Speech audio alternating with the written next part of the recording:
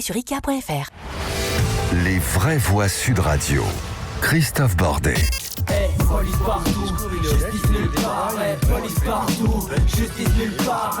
Les vraies voix sur Sud Radio avec cette question. La haine anti-flic progresse en France. Dans l'épreuve, soutenez-vous nos policiers et nos gendarmes. Et on vous attend pour en parler. 0826 300 300. Et bien sûr les réseaux sociaux. Philippe Rossi. Et les réseaux sociaux, ça bataille entre le oui et le non sur le compte Twitter de Sud Radio. Et ça baisse un peu, on passe de 56 à 52% de nos auditeurs qui répondent non à la question.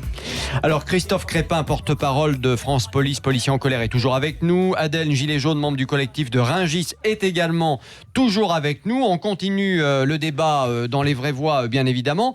J'ai envie de vous dire, et puis les vraies voix vont vous interroger bien sûr, mais certains reprochent quand même aux policiers de les avoir blessés à vie.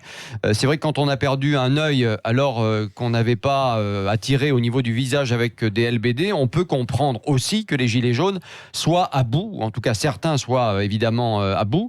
Le type là sur sa camionnette par exemple dans le Tarn-et-Garonne qui écrit « Flic suicidé à moitié pardonné, les autres nous mutilent ». Forcément, on sent que derrière, c'est chaud, quoi. Enfin, on imagine que le type, à l'intérieur, ça bouillonne, quoi. Voilà. Vous en pensez quoi, Christophe ? Je pense qu'on pense clairement que ce type, qui a quand même 70 ans, je le rappelle, a peut-être pas toutes ses capacités pour réfléchir, parce que son comportement... C'est possible aussi.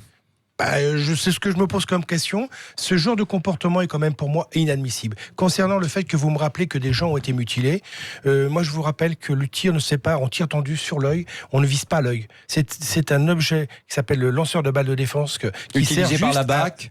Utilisé par les effectifs du maintien de l'ordre. Dans l'urgence, on l'a confié aux brigades anticriminalité la possibilité de l'utiliser sans vraiment une réelle formation. Là est le problème. La munition n'était pas adéquate, mais le but n'est pas de mutiler les gens. La police n'est pas là pour mutiler les gens, j'entends ça et je m'insurge. On est là pour rétablir l'ordre républicain avec ce qu'on nous donne. Et il nous faut une arme non létale, c'est-à-dire une arme qui ne donne pas la mort. C'est exactement comme ça que je conçois le travail de la police nationale. On doit laisser les gens à distance, mais ils viennent sur nous. Et ces gens-là qui ont été blessés, bien sûr que c'est pas agréable, mais ces gens qui, les mains mutilées, ces gens qui prennent des grenades et qui les relancent. Quand on lance une grenade, la grenade, c'est un objet dangereux. De mes collègues aussi ont eu des mains arrachées.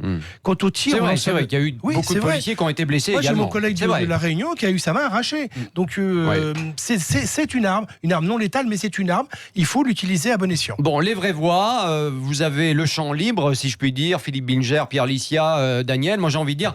Comment arriver à faire rebaisser ou baisser le thermomètre ? Parce que c'est ça la question maintenant, quand même. La question, elle est posée. Déjà, je trouve formidable que sur Sud Radio, il y ait la moitié, par exemple, qui soit hostile à la haine contre les policiers et les gendarmes. Alors que beaucoup d'auditeurs sont pro-gilets jaunes et que donc... Non mais là, on a une majorité qui est clairement contre les policiers et les gendarmes. C'est ce que dit le sondage, quand même. 50, 52, à peu près. Et sur Sud redonnez-nous le sondage, Philippe. 52%. 52. 52%. Et donc, sur Sud Radio, c'est un sondage exceptionnel en faveur, je le considère comme ça, des policiers, des gendarmes, parce qu'en général, c'est l'inverse. D'autant plus que vous avez une forte majorité pour les gilets jaunes. Pourquoi ? C'est que d'abord, l'autorité des policiers et des gendarmes, en général, est mise en cause. En général, on les félicite uniquement lorsqu'on a besoin d'eux. Ensuite, il est évident que les gilets jaunes, depuis maintenant plus de 4 mois, soumettent la police et les gendarmes à une tension permanente et par conséquent, ce sont eux qui, au moins indirectement, sont responsables des dérives de la police, de certaines dérives. Et pour le reste, en ce qui me concerne, je trouve même hallucinant qu'on pose une telle question. Soutenir les policiers, les gendarmes, c'est même pas une question. Ils sont consubstantiels à la démocratie. Et si des gilets jaunes les attaquent, c'est le problème des gilets jaunes. Il faut les poursuivre et les interpeller. Mais vous avez raison, et en même temps, il est intéressant, vu la situation aujourd'hui, de demander aux Français si oui ou non, vu ce qui se passe, vu ce que l'on peut lire, vu ce que l'on peut entendre, si oui ou non, ils soutiennent leurs forces de l'ordre aujourd'hui. Voilà, il n'y a pas de raison de ne pas poser la question. Point barre, on est en démocratie. C'est une question perverse. Non, pas du tout. perverse. Pas du tout, mais je suis pas on a d'accord le avec droit vous de du la tout. poser, bien sûr. Ah bon. Non, mais Christophe, je veux dire, On peut être en dictature sur aussi, le hein. plan. Mais non, mais attendez. Mais attendez. Sur le plan de la substance, je Oui, la trouve oui, oui. perverse. Non, mais d'accord. Parce qu'elle laisse croire que la police et la gendarmerie sont des corps et des institutions qu'on a le droit d'aimer ou de détester à discrétion. C'est Mais pourquoi fondamental. on en est arrivé là, et c'est précisément ce que disait M. Crépin à l'instant, on en est arrivé là parce qu'aujourd'hui la police sur le terrain est devenue l'incarnation du gouvernement. Et quand les gens s'en prennent aux policiers, ils s'en prennent d'abord au gouvernement. C'est ça la réalité. Et moi je voudrais juste rappeler un truc. Il faut pas, de la même manière qu'on ne peut pas généraliser les quelques individus qui vont pourrir le mouvement des Gilets jaunes, on n'a pas le droit non plus de généraliser les quelques dérives, les quelques bavures qu'on a pu constater chez les forces de l'ordre. Je pense que déjà, si on pouvait descendre un peu chacun d'un ton et se parler, je veux dire, convenablement, la République et la démocratie s'en parlent. Non, mais j'entends bien. Non, mais ici c'est le cas. Oui, Sur le terrain, c'est différent. Oui. Et puis l'excuse de dire, oui, pardonnez-moi Christophe, c'est l'excuse de dire que les gilets jaunes en ont gros sur la patate. Mais enfin.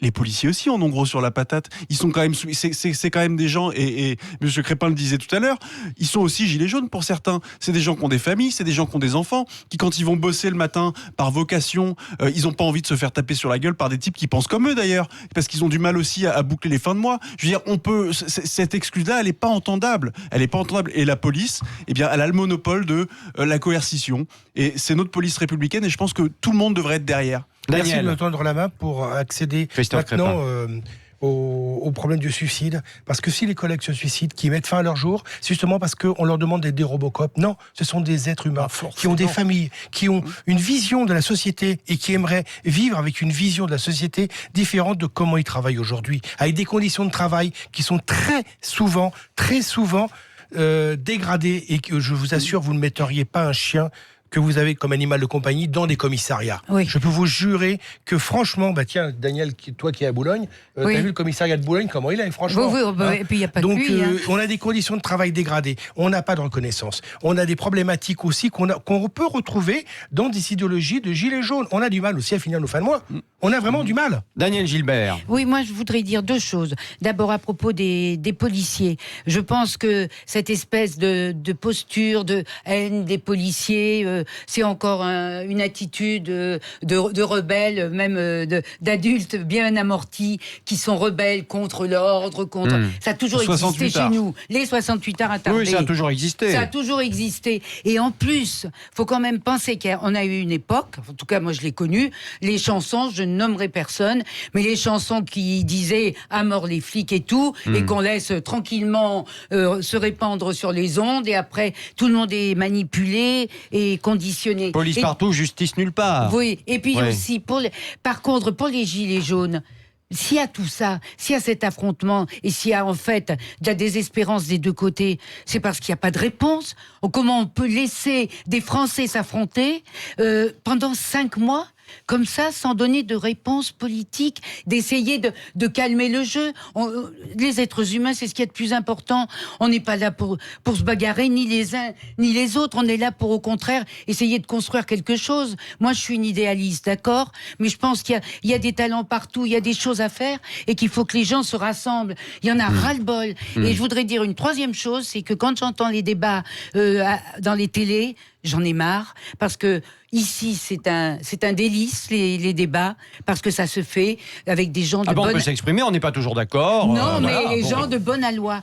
J'entends maintenant, on dirait qu'ils se hurlent dessus. Ça nous arrive quand même aussi. Quand Non. Christophe n'est pas d'accord avec Quand, moi, je sais que j'ai quand raison. Ringer est malhonnête intellectuellement, je suis Oui, non, obligé d'élever la mais voix ça, c'est aussi, votre vieille histoire à tous les deux. Donc, on a un vieux qui aime couple. bien châtie Voilà. bien, on Oui, connaît. absolument. Non, mais oui. vous avez Oui. même des gens qui dirigent des débats et qui se mettent Oui. à crier Alors- en disant c'est moi qui donne la parole, c'est moi Alors qui... Adèle, on va vous entendre dans un instant. Il se trouve qu'au 0826 300 300, vous êtes nombreux à nous appeler, et qu'il y a Laurent de l'Hérault qui est avec nous. Bonsoir mon cher Laurent. Oui, bonsoir. Alors Laurent, vous soutenez nos policiers et nos gendarmes ? Non. Là, ça a plus... vu ce qu'on a vu ces 5 mois, je voudrais revenir sur l'Arc de Triomphe. Oui. Par rapport à ce qui s'était passé. Bon, faut Oui. quand même savoir que Là, on le voit sur les vidéos, il y a toute une multitude de petits courts-métrages YouTube. Oui. Bon, les assaillants, c'est quand même... On voit que c'est des gens responsables, pères de famille ou autres qui défendent leur beefsteak. Ce sont surtout des casseurs. Ce sont surtout des casseurs, pardon de vous le dire. C'est un très mauvais exemple. Les gilets jaunes, c'était le pire. Non, mais ça, c'est l'Arc de Triomphe, pardon. On s'amuse pas à balancer des cailloux comme ça sur les gens, même si on n'aime pas c'était vraiment une journée révolutionnaire. Non mais d'accord, mais Laurent. Il vaut mieux aller voter, c'est sûr que. Non mais Laurent, quand il s'est passé les faits de l'Arc de Triomphe, je suis désolé, mais on voit bien que ce sont des casseurs qui agissent à ce moment-là et qui cassent tout d'ailleurs à l'intérieur. D'ailleurs, je vous rappelle, Laurent, juste une chose, parce qu'on peut être énervé et on peut s'invectiver si vous le souhaitez. Moi, je vous dis simplement une chose. Ce qui s'est passé à l'Arc de Triomphe, comme tout le reste, alors certes, d'un côté, il n'y a pas de réponse et on est tous d'accord là-dessus. Il faut qu'il y ait une réponse politique une fois pour toutes. Après, pour le reste, tout ça, ça va avoir un coût. Et devinez qui va payer. Ça va être moi, ça va être vous. Voilà. À la fin, voilà ce qui va se passer. On va payer. Point barre. Du lacrymo, des 5000 lacrymos balancés en une journée, ou les coups d'enlever les tags de peinture sur le monument. Il fallait bien les enlever quand même. Oh là là, oui, ça a un coup. Bon, ok, je crois que je vais arrêter là parce que c'est même pas la peine. Laurent Deleyraud était avec nous. Très honnêtement, on n'a pas tout compris, mais c'est pas grave. Antoine de Bordeaux est avec nous. Antoine, bonsoir. Bonsoir. Alors, je souhaiterais rebondir sur les propos de votre précédent auditeur. Je pense qu'il y a une haine du flic en France, mais ce n'est pas... il y a de bonnes raisons à ça. C'est que... bien que nous ne soyons pas en état de guerre civile comme on nous l'a répété au début du mouvement des Gilets jaunes, il y a une certaine mentalité de guerre avec une déshumanisation de chaque camp.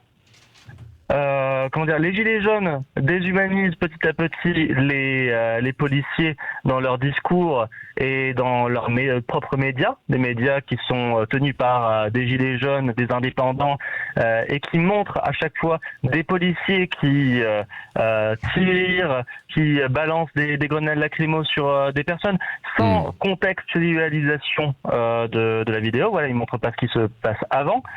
Et les policiers, je me mets à leur place, au bout d'un moment, il y a des gens qui chaque samedi reviennent et sont injurieux à votre égard, mais petit à petit, vous en avez marre, et du coup, vous ne pensez plus à l'humain qu'il y a derrière. Alors vous avez pas tort parce qu'après 5 mois effectivement de crise, eh bien tout le monde en fait est à bout. Voilà, tout le monde est à bout, que ce soit les policiers ou que ce soit évidemment ceux qui manifestent le samedi. Adèle, c'est clair qu'aujourd'hui tout le monde est fatigué avec cette histoire parce qu'il n'y a pas de décision politique. Bien sûr, on est fatigué aussi bien physiquement que moralement, même si on ne compte pas lâcher jusqu'à ce qu'on obtienne gain de cause.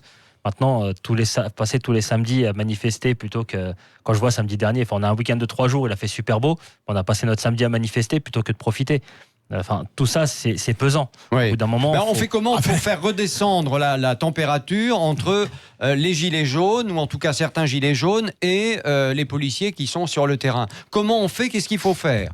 Il faut que le président de la République prenne les responsabilités et qu'il donne... Non mais d'accord, mais Adèle, il en pense quoi, lui? Moi, quelque part, j'en pense la même chose. J'ai toujours dit que la réponse, elle est politique. C'est pour qu'il arrête qu'il n'y ait plus cette friction, quelque part, entre les citoyens et la police. Faut que le gouvernement réponde à nos demandes, à nos exigences, et qu'on arrête de sortir tous les samedis à manifester. C'est quoi vos exigences aujourd'hui? Parce qu'on s'y perd un peu. Non, mais les exigences, ça a toujours été les mêmes. Et c'est pas ce que j'appellerais un dialogue. Vous n'êtes pas le premier, Adèle, à dire ça. C'est-à-dire que si on obtempère à toutes les demandes des Gilets jaunes, il n'y aura plus de manifestation. C'est ce qu'on appelle le dialogue démocratique. Mais au bout d'un moment, il y a des choses qui sont, je l'ai déjà dit, il y a des choses qui sont négociables et d'autres non. Le droit de vivre dignement, c'est pas quelque chose qui se négocie. Mais ça, on est tous d'accord. Quand on fait partie des 7, je suis désolé, quand on fait partie des 7 puissances économiques mondiales et que vous voyez que une bonne partie des personnes qui travaillent à temps plein sont obligées d'aller quémander des aides et que même avec ça, certains arrivent même pas à joindre les deux bouts à la fin du mois, c'est honteux, c'est irresponsable, c'est pas digne d'un pays qui fait partie du G7. Donc je suis désolé, ça c'est non négociable. Donc moi, à titre personnel, mais je parle même au nom de mon collectif, ça c'est des choses, enfin on n'est pas ni Martinez ni un syndicat ou quoi. Ça c'est non négociable. On veut pas entendre parler de consensus ou non. Alors qu'est-ce qui est négociable ? Qui mettent sur la table d'abord de quoi vivre dignement. Une fois qu'il a remis sur la table de quoi vivre dignement, des salaires décents, comment ça s'appelle, des prix encadrés. Parce que quand je disais à Monsieur Crépin tout à l'heure en off, en loge, la semaine dernière à Gennevilliers, j'ai mis le plein dans ma moto. Le samplon 98, il a 1,799€ le litre. Et c'est même pas une station qui est une station d'autoroute, c'est une station en pleine ville. 1,799€, c'est-à-dire dans 2 mois, on va passer à la barre des 2€ le samplon. Enfin, où est-ce qu'on va ? Moi, j'habite dans le 93, le quartier, le département le plus pauvre de France, le plus jeune de France. Il y a des logements qui sont en train de se fabriquer et qui vont se vendre à 6 000 € du mètre carré. Moi, qui fais partie de la classe moyenne, qui a un salaire plutôt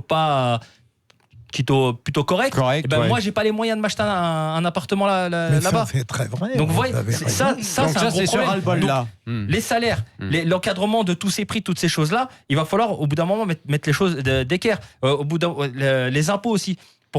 Quand on réclame une justice fiscale, on ne veut pas payer moins d'impôts. On veut que, si par exemple la recette de l'État c'est 1 000 milliards d'impôts, que ça reste à 1 000 milliards, mais qu'elle soit mieux répartie, qu'elle soit répartie de manière plus juste. Une justice démocratique aussi, qu'on n'ait pas juste voix au chapitre une fois tous les 5 ans. On va avoir voix au chapitre, tout le temps. On est quand même, c'est comme la définition de la démocratie, c'est le gouvernement du peuple, par le peuple et pour le peuple. Donc quand est-ce qu'on sera le peuple français dans son ensemble, donc les 68 millions de Français seront souverains de leur pays. Ouais. Christophe Crépin, le mot de la fin, vous attendez quoi du chef de l'État jeudi, qui doit s'exprimer, qui doit annoncer des mesures? Que doit-il dire pour que cette température baisse une fois pour toutes? Je pense que le chef de l'État doit prendre ses responsabilités et comprendre des personnes qui sont en réelle souffrance pour clore toute forme de débat concernant les Gilets jaunes. Je pense qu'en effet, il ne faut pas assimiler le chef de l'État et la police nationale. C'est ça qui est important. Il ne faut pas oublier, quand j'ai commencé mon travail comme jeune policier, on avait marqué hôtel de police.